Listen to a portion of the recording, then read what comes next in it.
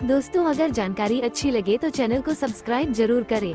किशोर कुमार को गुजरे 34 साल हो गए हैं। 13 अक्टूबर 1987 को 58 साल की उम्र मुंबई में उनका निधन हुआ था। जितनी बेहतरीन किशोर दा की आवाज थी, उतने ही रोचक उनकी जिंदगी के किस्से हैं। ऐसे ही किस्सों पर आज हम एक नजर डालने वाले हैं।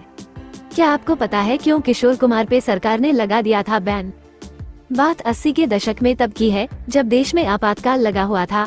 उसी दौरान सरकार ने किशोर कुमार से एक गीत गाने की गुजारिश की, जिसके लिए वे तैयार नहीं हुए। इस बात से सरकार को इतनी ठेस लगी कि उन्होंने ऑल इंडिया रेडियो पर किशोर दा के गीतों पर प्रतिबंध लगा दिया था।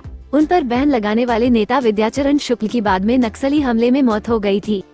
किशोर कुमार ने बी आर चोपड़ा के सामने रखी थी अजीब शर्त। एक बार किशोर दा के विनोदी स्वभाव का शिकार मशहूर फिल्मकार बलदेव राज चोपड़ा भी हुए थे। किशोर के भाई अशोक कुमार और बी आर चोपड़ा शुरू से ही दोस्त थे, लेकिन जब पारिवारिक रिश्ते के चलते किशोर चोपड़ा के पास काम मांगने गए तो उन्होंने कुछ शर्तें रख दी। इसके बाद किशोर ने कहा कि आज मेरा बुरा वक्त है तो आप शर्त रख रहे हैं, जब मेरा वक्त आएगा तो मैं शर्त रखूंगा। इस बात को बाकी सब तो भूल गए थे, लेकिन किशोर दा नहीं भूले थे। जब बी आर चोपड़ा उनके पास अपनी एक फिल्म के लिए आए तो किशोर ने शर्त रख दी। किशोर दा की शर्त थी कि आप धोती पहनने के साथ ही अपने पैरों में मोजे और जूते डालकर आएं।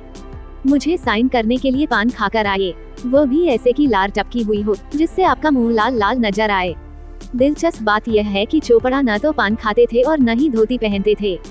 जब ऋषिकेश मुखर्जी को किशोर कुमार के वॉचमैन ने भगा दिया था। एक बार की बात है, एक प्रोजेक्ट के सिलसिले में जाने माने निर्देशक ऋषिकेश मुखर्जी किशोर कुमार से मिलने उनके घर गए थे, लेकिन उनके वॉचमैन ने उन्हें घर में घुसने से रोक दिया था और बेइज्जत करके भगा दिया था। दरअसल ऐसा एक कंफ्यूजन के चलते हुआ था। किशोर कुमार ने एक बंगाली ऑर्गेनाइजर के लिए शो किया था, जिसने उन्हें पैसे नहीं चुकाए थे। गुस्से में आकर किशोर कुमार ने अपने गेट कीपर को सख्त हिदायत दे रखी थी कि अगर कोई बंगाली बाबू घर पर आए तो उसे भगा देना। ऋषिकेश मुखर्जी भी बंगाली थे। गेटकीपर ने उन्हें वही स्टेज शो ऑर्गेनाइजर समझकर भगा दिया था। किशोर कुमार से सावधान का किस्सा बड़ा ही मजेदार है। लोग अक्सर घरों में कुत्ते से सावधान का बोर्ड लगाते हैं, लेकिन किशोर कुमार ने अपने घर के बाहर किशोर कुमार से सावधान का बोर्ड लगवा रखा था।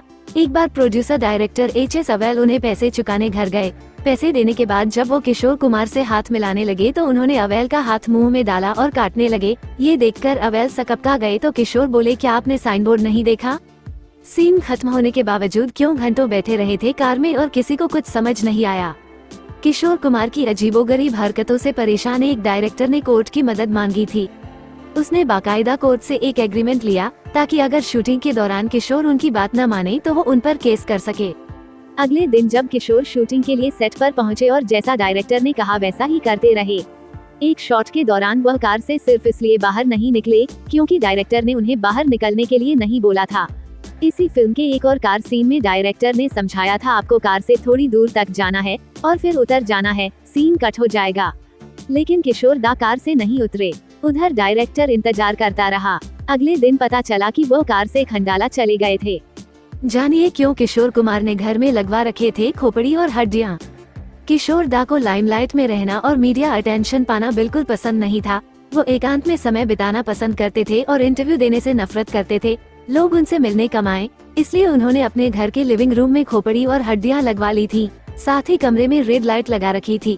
खास बात यह है कि खुद किशोर हॉरर फिल्में देखने से डरते थे। अब किशोर कुमार की जिंदगी का एक और मजेदार किस्सा है, जो फिल्म निर्माता आरसी तलवार से जुड़ा हुआ है। एक बार वे उनके साथ काम कर रहे थे, लेकिन आरसी तलवार ने उन्हें आधे पैसे दिए। फिर क्या था, किशोर दा तो थे ही अपने उसूल के पक्के। वे रोज सुबह तलवार लेकर निर्माता के घर के सामने पहुंच जाते थे और जोर जोर से चिल्लाने लगते थे, हे तलवार दे दे मेरे 8,000, हे तलवार दे दे मेरे 8,000।